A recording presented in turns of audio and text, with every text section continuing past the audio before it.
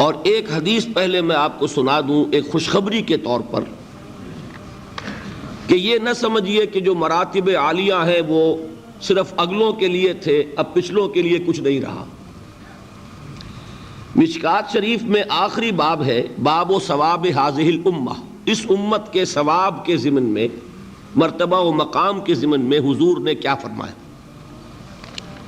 اس میں ایک بڑی عجیب حدیث ہے، میں نے جب پہلی مرتبہ پڑھی تھی تو انتہائی مجھے خوشی ہوئی، مسرت ہوئی، انبساط حاصل ہوا۔ نبی اکرم صلی اللہ علیہ وسلم نے ایک مرتبہ صحابہ سے سوال کیا، ای الخلق اعجب الیکم ایمانا، ذرا یہ بتاؤ کہ تمام مخلوقات میں سب سے زیادہ حسین، دل فریب ایمان کس کا ہے؟ اس کو نوٹ کیجئے گا، اعجب عجیب سے جو بنا ہے، عجیب عربی زبان میں کہتے ہیں ایک ایسی چیز جو بہت ہی دل کو لبھانے والی ہو۔ اردو میں عجیب کا مفہوم کچھ اور ہے، غیر معمولی سی، ایب نارمل، یا کم سے کم یہ کہ ان یوزول، لیکن عربی میں عجیب کا مفہوم ہے جو بہت ہی دل کو لبھانے والی شے۔ تو سب سے زیادہ مخلوقات میں سے کس کا ایمان ہے کہ جو اتنا حسین و جمیل ہے کہ دل کو لبھائے؟ صحابہ نے پہلا جواب دیا ملائکہ، ملائکہ کا ایمان۔ حضور نے فرمایا وَمَا لَهُمْ لَا يُؤْمِنُونَ وَهُمْ عِندَ رَبِّهِمْ، وہ کیسے ایمان نہ لائیں جبکہ وہ تو اپنے رب کے پاس ہے؟ کون سا کمال ہوا ان کا؟ ان کے تو سامنے حقائق ہیں، وہ جو جنت کو دیکھتا ہو، دوزخ کو دیکھتا ہو، وہ ایمان لے آیا تو کیا کمال ہے؟ وہ تو ابو جہل بھی جب دیکھے گا پکا ایمان لے آئے گا۔ تو گویا کہ حضور نے جواب کو رد کر دیا۔ اب دوسری اٹیمپٹ کی صحابہ نے، فالنبیون، پھر انبیاء کا معاملہ ہے، آپ نے اس کو بھی رد کر دیا۔ وما لهم لا يؤمنون والوحی ينزل الیہم، وہ کیسے ایمان نہ لائے، ان پر تو وحی نازل ہوتی ہے۔ تیسری اٹیمپٹ انہوں نے کی فنحن، پھر ہم ہیں آپ کے صحابہ، اس کو بھی رد کیا۔ وما لکم لا تؤمنون وانا بین اظہرکم، تم کیسے ایمان نہ لاؤ جبکہ میں تمہارے درمیان موجود ہوں، مجھے دیکھ رہے ہو۔ اس کے بعد اب آپ نے خود فرمایا ان اعجب الخلق الی ایمانا، میرے نزدیک تو حسین ترین دل کو لبھانے والا ایمان لإخواننا، ہمارے ان بھائیوں کا ہوگا، یاتون من بعدی، جو میرے بعد آئیں گے، یجدون صحفا فیہ کتاب اللہ، انہیں تو وہ اوراق ملیں گے جن میں اللہ کی کتاب درج ہوگی، فیؤمنون بما فیہا، وہ ایمان لائیں گے اس پر کہ جو ان اوراق میں ہوگا۔ اس سے یہ مغالطہ نہ ہو جائے کہ رتبے کے اعتبار سے ایمان جو ہے صحابہ کا کمتر ہے، بعد والوں سے نہیں۔ ایک ہے کسی چیز کی بلندی، عظمت، ایک ہے کسی چیز کا حسن، اس کی دل فریبی۔ تو یہاں در حقیقت عظمت کا معاملہ نہیں ہے، دل فریبی کا معاملہ ہے۔ تو حضور نے اپنی امت کے ان لوگوں کے لیے کتنی بڑی بشارت عطا فرمائی جو بعد میں آنے والے ہیں، جنہوں نے حضور کو نہیں دیکھا، جنہیں قرآن ملا ہے، اور اس قرآن کے ذریعے سے انہوں نے ایمان حاصل کیا۔ اللہ تعالیٰ مجھے اور آپ کو ان میں سے بنا دے اور ان میں شامل کر دے۔ اب نوٹ کیجئے، ایمان کے حصول کے 3 ذریعے ہیں، اور یہ ذہن میں رکھیے گا کہ یہ در حقیقت مختلف طباع کا معاملہ ہوتا ہے۔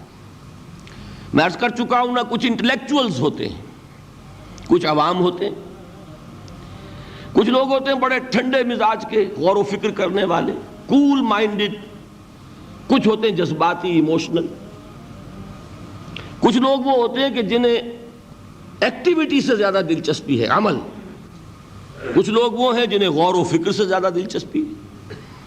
اب یہ ڈیفرنٹ ٹیمپرامنٹس ہیں، ڈیفرنٹ مزاج ہیں، اور ان کے اعتبار ہی سے مختلف ذرائع ہوتے ہیں جن سے کہ ان کو ایمان حاصل ہوگا۔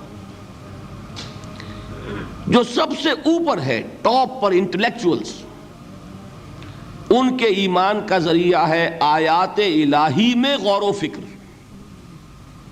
تدبر۔ لیکن آیات الہی ذہن میں رکھیے تین ہیں، آیات آفاقی، یہ چاند، سورج، ستارے، ہوائیں، آیات انفسی، ہمارے اپنے اندر، اپنے من میں ڈوب کر پا جا سراغ زندگی۔ ایک وہ ہے کہ کھول آنکھ، زمین دیکھ، فلک دیکھ، فضا دیکھ، ایکسٹرنل ورلڈ کا مطالعہ کرو، ہر جگہ تمہیں اللہ کی آیات نظر آئیں گی۔ برگ درختان سبز در نظر ہوشیار، ہر ورق دفتر است از بار فتح کردگار۔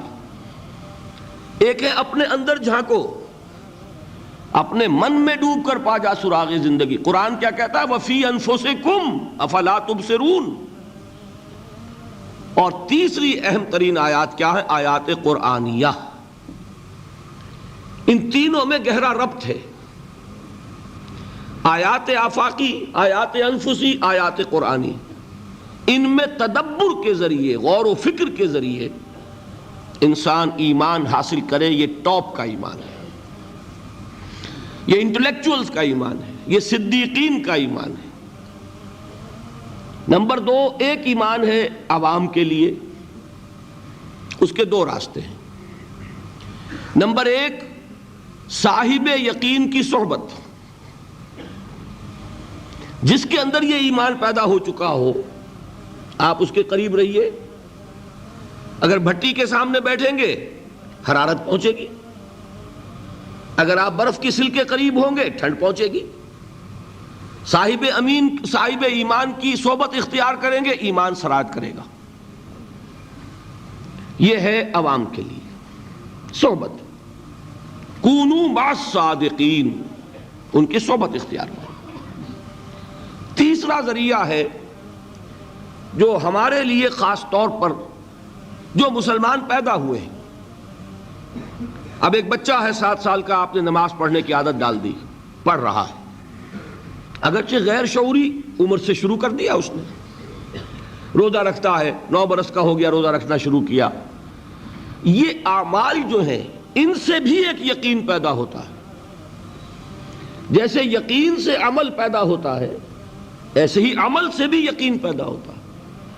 جب مداومت کرتے رہیں گے اس پر تو اس سے بھی ایک یقین کی کیفیت انسان میں پیدا ہو جاتی ہے۔ سورہ حجرات میں جو بحث آئی ہے اس کے آخر میں یہی ہے کہ اے نبی، یہ بدو جو دعوے دار ہیں ایمان کے، یہ آپ پر احسان دھر رہے ہیں، یمنون علیک ان اسلموا قل لا تمنوا علی اسلامکم بل اللہ یمن علیکم ان ہداکم للایمان ان کنتم صادقین۔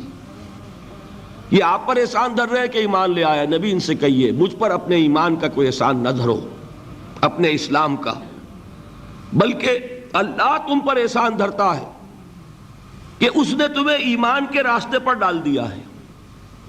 جب اسلام پر آ گئے ہو تو عمل کرتے رہو گے، ان تطیعوا اللہ ورسولہ، اگر عمل کرتے رہو گے تو اس عمل کے ذریعے سے بھی تمہارے اندر ایمان پیدا ہو جائے گا۔